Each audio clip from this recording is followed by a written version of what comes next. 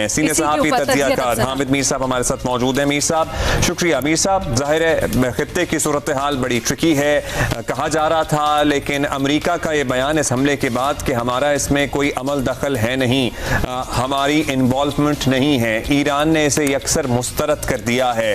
क्या लगता है कि ईरान इतने बड़े भारी नुकसान के बाद फौरी तौर पर किसी रद्द अमल देने की पोजीशन में भी है?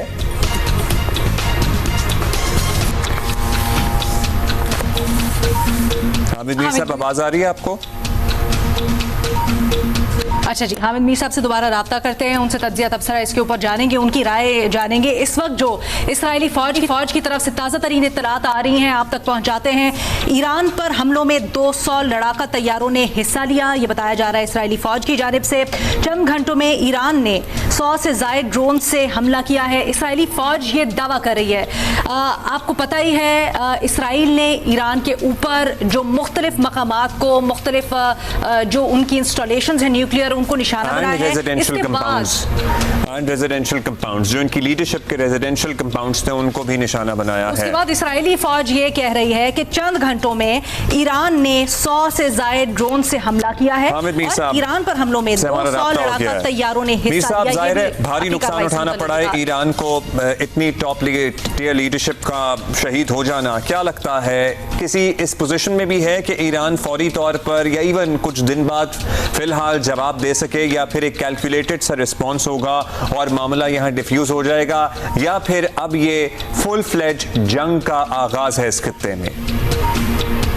देखिए, पहले तो मैं आपको ये बता दूं कि इस वक्त खास तौर पे जो इस्लामाबाद है, यहाँ पर अगर आप मेरे साथ मोबाइल फोन पे बात करेंगे तो काफी प्रॉब्लम्स हो रहे हैं। ऐसा लग रहा है कि जो हमारा जो सिस्टम है, मवासलाती निज़ाम है, उसमें भी काफी प्रेशर है या कोई गड़बड़ है। तो ये एक पहला आफ्टर इफेक्ट है, ये जो लड़ाई है इसका, और इसकी अभी तक हमें वजह समझ नहीं आ रही कि इसकी वजह क्या है। और दूसरी बात यह है कि आपको पता चल ही गया होगा कि अब जो तेल की प्राइसेस हैं वो ऊपर जा रही हैं और मजीद ऊपर जाएंगी। तो ये जो कॉन्फ्लिक्ट है इसका असर जो है वो पूरी दुनिया की इकोनॉमी पर पड़ेगा और इतनी जल्दी हम इससे निकल नहीं सकते। जो सबसे ज्यादा तशवीशनाक पहलू है इस सारे मामले का वो ये है कि मस्कत में संडे को, यानी आज से 2 दिन के बाद, ईरान और अमेरिका के मुज़ाकरात होने वाले थे और उन मुज़ाकरात के बारे में ख्याल ये था कि कोई ब्रेक थ्रू हो सकता है और इसीलिए डोनाल्ड ट्रंप जो है वो कोशिश कर रहे थे कि इसराइल को रोकें कि वो ईरान पर हमला ना करे। लेकिन इसराइल ने ट्रंप साहब की बात नहीं सुनी और हमला कर दिया, जिससे ये लग रहा है कि मैंने अभी सुन रहा था अमेरिकन मीडिया पे कुछ एक्सपर्ट्स का ये ख्याल है कि नेतन्याहू ने जानबूझ के ट्रंप को ड्रैग करने की कोशिश की है इस सारे कॉन्फ्लिक्ट में। लेकिन ईरान जो है वो ये समझता है कि कोई माने या ना माने, लेकिन ईरान ये कहता है कि जी अमेरिका जो है वो 100% इस हमले में मुलव्वस है। अब उसकी वजह क्या है? वो वजह जो है बड़ी इंटरेस्टिंग है और वो वजह ये है कि ये जो ईरान पर आज सुबह इजराइल ने हमला किया है, इससे चंद घंटे पहले, यानी कि कल रात को, जो इंटरनेशनल एटॉमिक एनर्जी कमीशन है उसने, उसका जो बोर्ड ऑफ गवर्नर्स है, उसने एक रेजोल्यूशन मंजूर किया और एक स्टेटमेंट जारी की जिसमें उन्होंने जो ईरान का जो न्यूक्लियर प्रोग्राम है उस पर शुको शुबात का इजहार करते हुए कहा कि जो ईरान ने हमें वजाहतें पेश की हैं, हम उससे मुतमिन नहीं हैं। अब ये जो बोर्ड ऑफ गवर्नर्स है इसमें पाकिस्तान भी शामिल है और 3 कंट्रीज जो हैं उन्होंने ये जो रेजोल्यूशन है उसको स्ट्रांगली अपोज किया। वो 3 कंट्रीज कौन थे? रूस, चीन और बुर्किना फासो।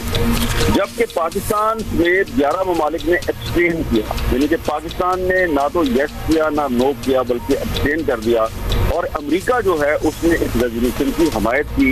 तो ये हमें समझने की जरूरत है कि जो ईरान कह रहा है कि जी इस इजरायली हमले में अमेरिका 100% इन्वॉल्व है, उसकी वजह यह है कि हमले से चंद घंटे पहले जो इंटरनेशनल एटॉमिक एनर्जी कमीशन ने जो एक रेजोल्यूशन मंजूर किया है उसमें अमेरिका की साइड शामिल है और पाकिस्तान और 11 दीगर ममालिक ने एब्सटेन किया है, कोई हमने पोजीशन नहीं ली। ये हमारी पोजीशन काफी अरसे से यही है। हम जब भी IAEA में जब भी इस तरह का कोई मामला आता है तो हम अब्सटेन करते हैं, हम ईरान के ना हिमायत करते हैं ना मुखालफत करते हैं। लेकिन अब जो सूरत हाल है वो बड़ी ही तशवीशनाक है, क्योंकि अब ईरान ने जो एक इतना भरपूर हमला किया है, इसमें वही ड्रोन इस्तेमाल हुए हैं जो ड्रोन इंडिया ने पाकिस्तान पर हमले में इस्तेमाल किए थे।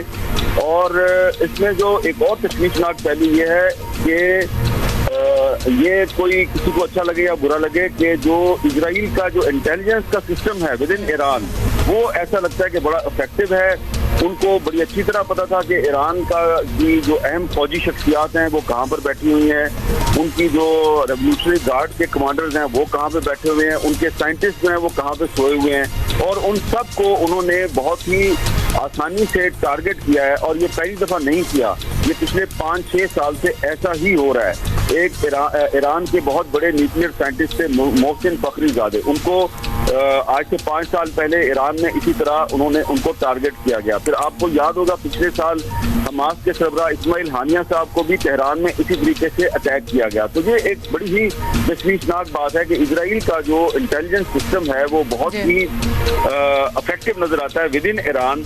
और पिछले साल जब इस्माइल हानिया पर हमले के बाद ईरान ने जवाबी हमला किया इसराइल के खिलाफ, 180 से ज्यादा उन्होंने मिसाइल फायर किए। कोई भी मिसाइल जो है उसके दिफाई निजाम को नहीं पार कर सका, हाँ, वो कोई किसी को बड़ा नुकसान नहीं पहुंचा सके। तो अब अगर ईरान कह रहा है कि जी अब हम जो है वो तमाम रेड लाइन क्रॉस करेंगे, तो ये हमें अभी इंतजार करना चाहिए, देखना चाहिए कि उनके हमले की इंटेंसिटी क्या है। लेकिन लगता यह है कि ईरान की तरफ से अगर ये कहा जा रहा है कि हम रेड लाइंस को पार करेंगे तो वो सिर्फ इजराइल के फौजी अड्डों पर हमले नहीं करेंगे, बल्कि हो सकता है कि वो इस रीजन में जो अमेरिका के अड्डे हैं उन पर भी हमला करें, और इस सूरत में मामला बहुत ही गंभीर हो जाएगा फिर।